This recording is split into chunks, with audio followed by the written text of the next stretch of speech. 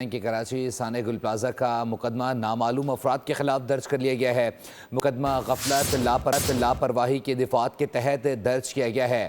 مقدمہ سرکار کی مدعیت میں درج کیا گیا ہے۔ اسی پر مزید تفصیلات جانتے ہیں خورم گلزار۔ خورم بتائیے گا کون کون سے دفعات شامل کی گئی ہیں؟ دیکھیں بالکل یہ ثانیہ گل پلازہ کا مقدمہ نامعلوم افراد کے خلاف درج کیا گیا ہے۔ مقدمہ غفلت اور لاپرواہی کی دفعات کے تحت درج کیا گیا ہے، جبکہ مقدمہ جو ہے وہ سرکار کی مدعیت میں درج کیا گیا اور ایف آئی آر جو ہے وہ